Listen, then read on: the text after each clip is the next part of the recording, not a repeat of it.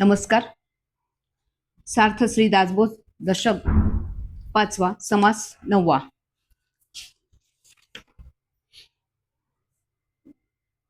समास 9वा.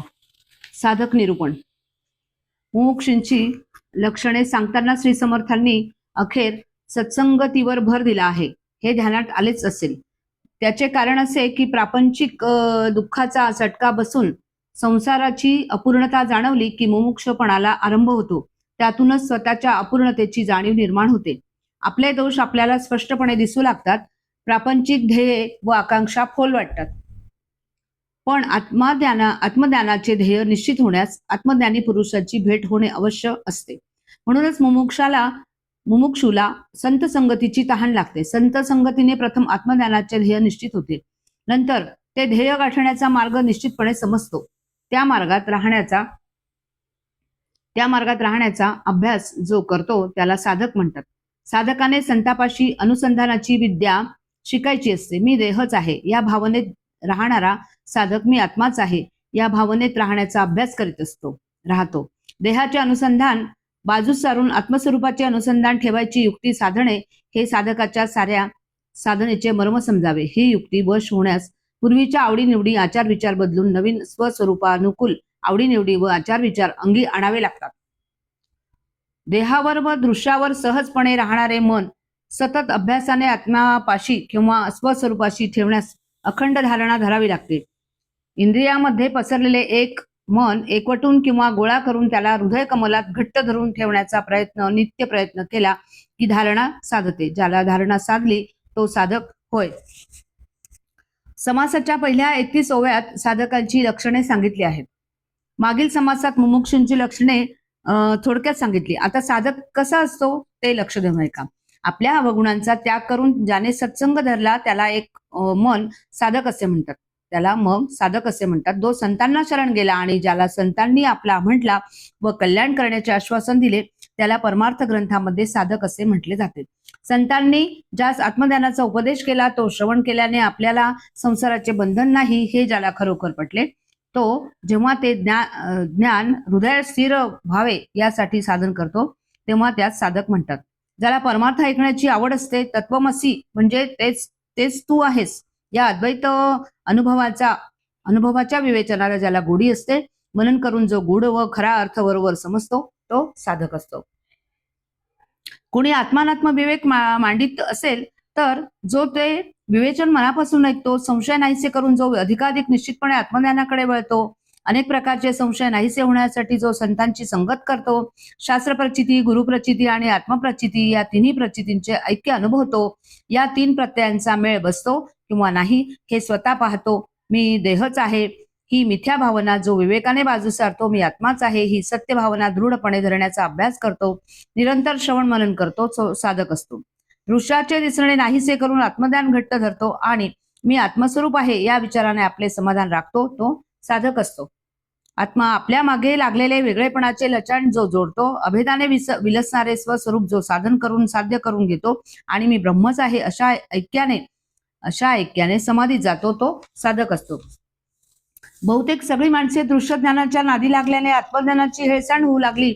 आत्मज्ञान जणू काय फार जुने झाले, मोडकळीस आले, त्याचा लोप झाला होण्याचा प्रसंग आला. स्वतः आत्मसाक्षात्कार करून घेऊन जो आत्मज्ञानाचे पुनरुज्जीवन करतो, त्याची स्थापना करून पुष्कळांना तिकडे वळवतो आणि आत्मनात्म विवेकाने जो या मिथ्या प्रपंचातून पार पडतो तो साधक असतो. अध्यात्म निरूपणात श्रवण केलेली साधूंची उत्तम लक्षणे जो अंगी आणण्याची खटपट करतो आणि अभ्यासाच्या जोरावर जो आपली वृत्ती आत्म्याशी तदाकार करतो तो साधक असतो. जो वाईट कर्मे सोडून देतो व चांगली कर्मे वाढवतो आणि ज्याची आत्म्याशी तदाकार होण्याची स्थिती दिवसेंदिवस अधिक दृढ होत जाते तो साधक असतो. दिवसेंदिवस जो दुर्गुणांचा त्याग करतो आणि त्याबरोबरच उत्तम गुणांचा अभ्यास करतो, जो आत्मस्वरूपाचे खोल एकाग्र चिंतन करतो तो साधक असतो. आत्मस्वरूपच सत्य आहे, सगळे दृश्य मिथ्या आहे असा पक्का निश्चय झाल्यामुळे दृश्य प्रत्यक्ष असून ते त्याच्या अनुभवात शिरत नाही, तो निरंतर स्वस्वरूपात मिसळलेला राहतो तो साधक असतो. इंद्रियांना प्रत्यक्ष दिसणारे मायामय दृश्य जग जो मनातून काढून टाकतो, त्यातून आपले लक्ष काढून घेतो आणि अतिंद्रिय म्हणजे इंद्रियांना न दिसणारे आत्मस्वरूप आपल्या अंतर्यामी एकाग्र होऊन पाहतो, आत्म्याशी तदाकार होऊन राहण्याचा जो अभ्यास करतो तो साधक असतो. आत्मस्वरूप अतिंद्रिय आणि सूक्ष्म असल्याने आपल्याला सामान्य जनापासून लपवलेले आहे. आपल्या मनाला त्याची कल्पना करता येत नाही. ते स्वरूप जो अभ्यासाने अंतरामध्ये घट्टपणे स्थिर करतो तो साधक असतो. आत्मस्वरूपाचे वर्णन करून गेले तर वाचा कुंठित होते. जे डोळ्यांनी पाहू गेले तर दृष्टी लटकी पडते. ते स्वरूप अनेक प्रयत्न करून जो आपलेसे करून घेतो तो साधक असतो. जे स्वस्वरूप अनुभवास यावे म्हणून लोक पुष्कळ प्रयत्न करतात, पण त्यांना त्याचा अनुभव येत नाही. जे पाहण्याचा प्रयत्न केला तरी पाहता येत नाही, असे ते आत्मस्वरूप जो स्वानुभवाने मनात साठवतो तो साधक असतो. ज्या स्वरूपापाशी मन मावळते, मनाचा अस्त होतो, म्हणजे मन मोकळेपणाने उरत नाही, जेथे तर्क चालू शकत नाही, त्याचे पाय मोडतात, त्या स्वरूपाचा जो अभ्यास बळाने अनुभव घेतो तो साधक असतो. स्वस्वरूपाचा जो स्वतः अनुभव घेतो व त्यामुळे आत्मवस्तू ज्याला त्वरित प्राप्त होते, इतकेच नव्हे तर जो स्वतः आत्मस्वरूप होऊन जातो तो साधक असतो. स्वस्वरूपाच्या अनुभवाची सर्व अंगे जो जाणतो, स्वस्वरूपानुभवाचा अभ्यास करताना येणाऱ्या पायऱ्या, अवस्था, अडचणी आणि अतिंद्रिय अनुभव या सगळ्या गोष्टी जो जाणतो, योग्यांच्या खुणा ज्याच्या अंगी बांधतात, कोणत्याही मार्गाने का होईना वृत्तीचा निरोध साधला, म्हणजे प्राण व अपान एकवटणे, श्वासावर प्रणव जपणे, सुषुम्ना खुली होणे, मन हृदयाकाशात कोंडणे, प्राण व प्रणव मूर्धी आकाशात नेणे, तेथे भयारणेच्या दळाने तो धरणे, प्रणवाच्या 3 मात्रा अर्धमात्रेत विलीन होणे इत्यादी योग्यांच्या खुणा जो जाणतो आणि देहासकट कोणत्याही दृश्याशी आपलेपणा न ठेवता जो राहतो तो साधक असतो. दृश्याची सर्व प्रकारची बंधने जो बाजूला सारतो व साधण्यास कठीण अशी आत्मवस्तू जो साधनाने साध्य करून घेतो आणि आपली बुद्धी स्वस्वरूपामध्ये निश्चलपणे ठेवतो तो साधक असतो. आता देव कोण व भक्त कोण याचे सगळे मूळ जो शोधून पाहतो आणि साध्य जे आत्मस्वरूप त्याच्याशी जो त्वरित एकरूप होऊन जातो तो साधक असतो. विवेकाच्या सामर्थ्याने मीपणाने अंतर्धान पावतो, ज्याचा अभिमान आपोआप मावळतो, शिल्लक उरत नाही, तो देहाने जरी लोकांना दिसला तरी त्याचे खरे स्वरूप कोणासच दिसत नाही. तो आत्मस्वरूप असतो, ते त्याचे स्वरूप कोणीच जाणत नाही. जो देहाभिमान मागे टाकतो व स्वतः आपला खरा मी धुंडून काढतो आणि या शोधामध्ये जागृती, स्वप्न, सुषुप्ती यांच्या पलीकडे जातो, पण तुर्येच्याही पलीकडे जो जातो, मी केवळ द्रष्टा असून सर्व दृश्यांचा साक्षी आहे, हे देखील ज्याचे सुटते तो साधक असतो. जेथे उन्मनी अवस्था असते, उन्मनीमध्ये मनाचे व्यापार असत नाही, उन्मनी पसली म्हणजे अवस्था राहत नाही, म्हणून उन्मनीच्या शेवटी आपल्या मी ची आपल्याला कधी न भंग पावणारी अखंड भेद घडते. त्या स्वरूप साक्षात्कारकडे ज्याचे निरंतर लक्ष असते तो साधक असतो. जो या दृश्यमय द्वैताचा संबंध तोडून टाकतो, अविद्येमुळे स्वरूपावर प्रतीत होणारा दृश्याचा भास ज्याने नाहीसा केला आणि देहात असून देखील जो विदेही बनतो तो साधक असतो. जो अखंड स्वरूपाकार असतो, ज्याला देहाभिमान उरत नाही, ज्याचे सारे संशय नाश पावलेले असतात तो साधक असतो. पंचमहाभूतांनी विणलेला हा प्रचंड विश्वरूप विस्तार ज्याला एखाद्या स्वप्नाप्रमाणे खोटा वाटतो, निर्गुण तेवढेच खरे असा ज्याचा दृढ निश्चय असतो तो साधक असतो. एका माणसाला वाईट स्वप्न पडले, त्याने तो स्वप्नातच घाबरला, तो जागा झाल्यावर ते भय उरले नाही. त्याचप्रमाणे सर्व दृश्य विश्व स्वप्नाप्रमाणे खोटे आहे असा ठाम निश्चय झाल्याने जो अत्यंत निर्भय होतो तो साधक असतो. आत्मस्वरूप अदृश्य व अत्यंत सूक्ष्म, तर देहासकट सारे विश्व दृश्य व अत्यंत स्थूल असते. अभ्यासाच्या सामर्थ्याने जो सगळे दृश्य बाजूला सारतो आणि स्वस्वरूपाशी लिगटतो तो साधक असतो. हा श्री समर्थांच्या सांगण्याचा सारांश आहे. पुढील 3 ओव्यात तोच अर्थ सारांश रूपाने सांगतात. दृश्य खरे मानून त्यास चिकटण्याची अनेक जन्माची सवय मोडून काढणे काही सोपे नसते. त्याचप्रमाणे अदृश्य आत्मस्वरूपात सतत चिकटून राहण्याची सवय लावून घेणे काही सोपे नसते. या दोन्ही अवघड सवयी निश्चयाने, धैर्याने, चिकाटीने आणि सतत अभ्यासाने जो साधतो तो खरा साधक पदाला पोहोचतो. मायेने निर्माण केलेले दृश्य जगत प्रत्यक्ष दिसते, म्हणून सामान्य माणसे त्याचे खरेपण प्रमाण मानतात. पण स्वस्वरूपाचा अनुभव आल्यावर आत्मा तेवढाच खरा आहे ही प्रचिती साधकाला येते. मग जग प्रत्यक्ष दिसले तरी ते खरे नव्हे असे तो निश्चितपणे मानतो. जगाचे खरेपण तो अप्रमाण मानतो. एखादा झोपी गेलेला माणूस होऊन जागा झाला म्हणजे त्याला स्वप्नात वाटलेले भय आपोआप नाहीसे होते. त्याचप्रमाणे मायामय दृश्य ओलांडून पलीकडे गेलेला साधक आत्मस्वरूपी मिसळून त्याच्यावर दृश्याचे दडपण आपोआप नाहीसे होते. अशा रीतीने जो अंतर्यामी आत्मस्वरूपी लीन आहे, बाहेर व्यवहारामध्ये जो अत्यंत निस्पृहपणाने वागतो आणि संसार बंधनांनी बांधलेला नसतो तो साधक असतो. तो आत बाहेर निर्दोष असतो. एखाद्या वीराने ज्याप्रमाणे आपले अनेक लहान मोठे शत्रू मारून मोठा पराक्रम गाजवावा, त्याचप्रमाणे साधक सुद्धा स्वस्वरूप स्थितीच्या आड येणारे अनेक लहान मोठे आतमधील शत्रू साप नाहीसे करून टाकतो. हा पराक्रम श्री समर्थ आता वर्णन करू सांगतात. साधक म्हणून तयार होण्यास काय करावे लागते हे त्या वर्णनावरून ध्यानात येईल. देहबुद्धीतून आत्मबुद्धीत जाताना देहबुद्धी तिच्या प्रजे सकट समूळ नाहीशी करावी लागते. देहावरील प्रेमामुळे जीव अतिस्वार्थी, अकुंचित, आसक्त आणि भोगासाठी हपापलेला असतो. त्यापायी अनेक भ्रामक कल्पना, भावना, आकांक्षा, मूल्ये, विचार आणि विकार त्याने पोचलेले असतात. या सगळ्यांना आपण स्वतः तोडून मोडून नामशेष करणे हा साधकाचा वीरभाव आहे. हा पराक्रम गाजवलेला साधकच चिदाकाशात स्वैरसंचार करतो. साधक कामवासनेच्या ताब्यातून सुटतो, क्रोधांपासून लांब राहतो आणि मदमत्सर यांना बाजूला टाकून देतो. साधक कुलाभिमान सोडून देतो, लोकलाजेला पराभूत करतो आणि वैराग्याच्या जोरावर परमार्थ खूप वाढवतो. साधक अविदेशी संबंध तोडतो, त्याचे अज्ञान नाहीसे होते, तो प्रपंचातून निसटतो, प्रपंचात गुंतून राहत नाही, लोभाच्या जाळ्यातून तो पाहता पाहता बाहेर पडतो. साधक जगातील मोठेपणाला खाली पडतो, त्याला किंमत देत नाही, जगातील वैभवाला तो लाथाडतो, ते तुच्छ मानतो आणि वैराग्याच्या जोरावर जगातील मानसन्मानाला तो झिडकारतो, तुच्छपणाने बाजूला सारतो. साधक वेदांचे राहते घर मोडून टाकतो, त्याला राहण्यास जागाच ठेवीत नाही. साधक सगळीकडे अभेदपणाने स्वस्वरूप पाहतो, आपला अहंकार बाजूस करून साधक त्यास लोळतो, धुळीस मिळवतो आणि संशयरूप शत्रूला तर तो पाय धरून आपटतो व ठार मारतो, सर्व संशय समूळ नष्ट करतो. साधक आपल्या विकल्पांचा सरळ वध करतो, आपले विकल्प साप नाहीसे होतात, मोठा प्रहार करून तो भवसागर मारून टाकतो. विश्वामध्ये प्रतिक्षणी घडणाऱ्या अनंत घटनांना भवसागर म्हणतात. जोपर्यंत विश्व खरे वाटते तोपर्यंत भवसागर देखील खरा वाटतो. साधकाला आत्मदान झाले की एका तडाख्यात विश्व दृश्य रूपाने नाहीसे होते, शाश्वताच्या अनुभवाने अशाश्वत नाहीसेच होते. तसेच पंचमहाभूतामध्ये आपसात असणारा विरोध तो नाहीसा करून टाकतो.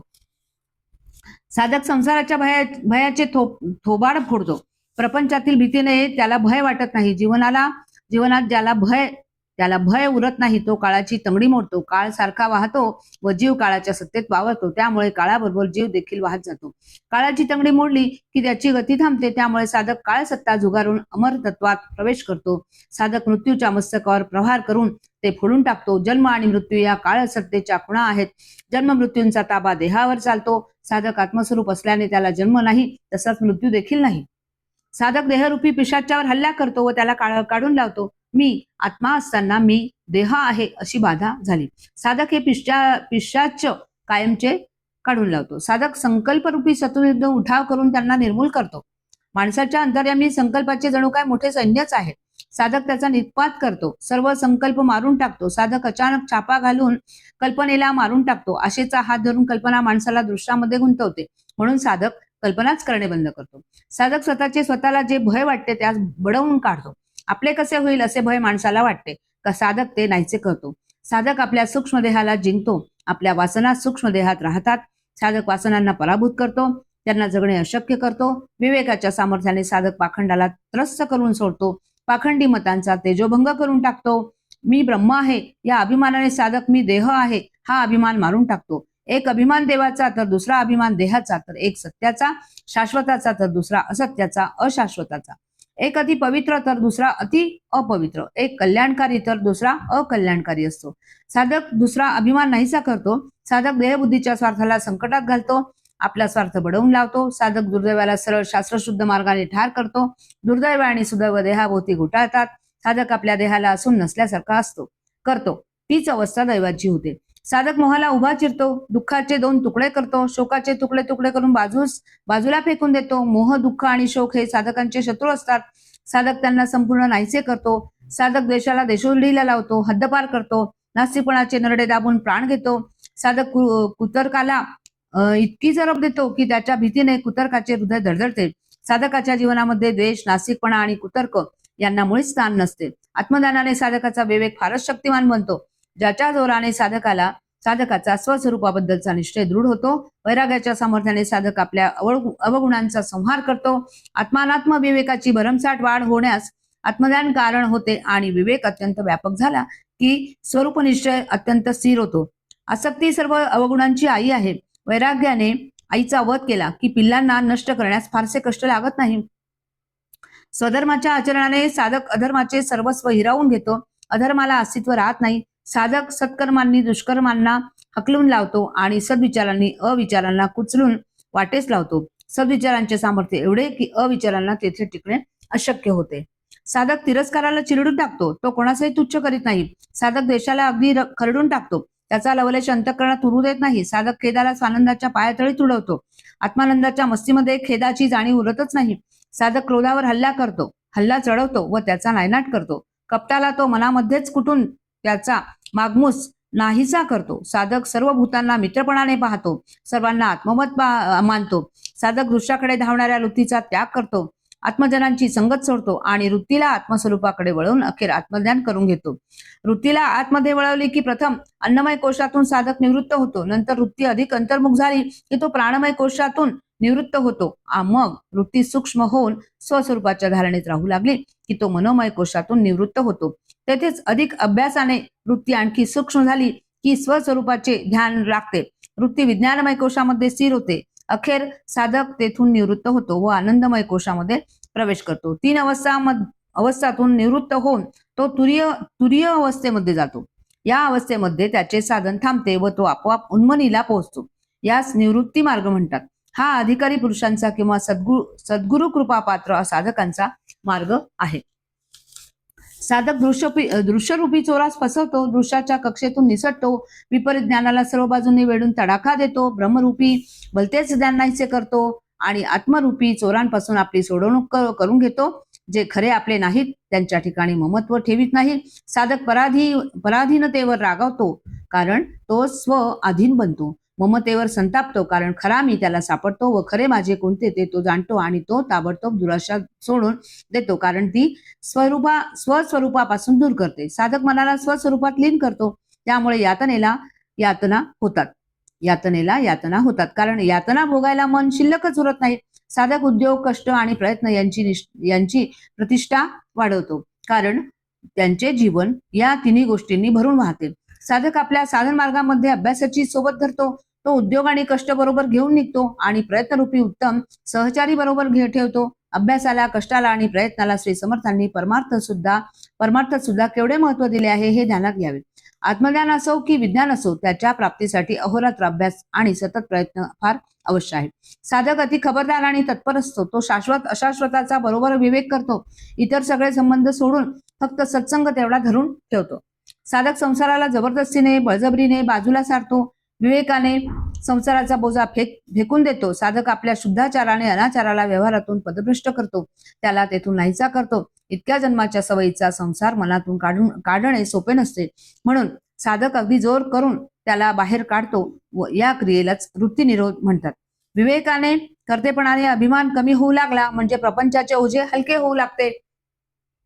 साधक स्वस्वरूपाचे अनुसंधान विसरतो, त्याचे अखंड स्मरण ठेवतो. साधक आळसाचा आळस करतो. आळस म्हणजे कामचुकारपणा, अर्थात तो आळसाचा स्वीकार करीत नाही. साधक चित्त विक्षेप होऊ देण्यास सावध नसतो, तेथे दुष्टीत असतो, म्हणजे तो कधी चित्त विक्षेप होऊ देत नाही. साधकांच्या जीवनात स्वस्वरूपाचे विस्मरण नसते, आळस नसतो, चित्ताची व्यग्रता नसते. व्यग्रता म्हणजे अनेक गोष्टींमध्ये मन पसरणे, एकाग्रतेच्या उलट. आता हे बोलणे पुरे. संतांचा उपदेश ऐकून जो आपले अवगुण सोडतो तो साधक असतो, हे या वर्णनावरून ओळखावे. मुद्दाम जबरदस्तीने आपल्या देहबुद्धीचा त्याग करतो त्यास साधक म्हणतात. आता सिद्ध कोण असतो त्याचे लक्षण पुढील समासात सांगितले आहे. येथे एक शंका येते, ती अशी की जो निस्पृह होतो तो साधक बनतो असे सांगितले, पण प्रापंचिकाला सर्व त्याग घडत नाही, मग तो साधक बनू शकत नाही की काय? श्रोत्यांच्या या प्रश्नाचे उत्तर कोणते ते पुढील समासामध्ये दिले आहे, ते श्रोत्यांनी तत्पर होऊन ऐकावे. समास 9 समाप्त. जय जय रघुवीर समर्थ.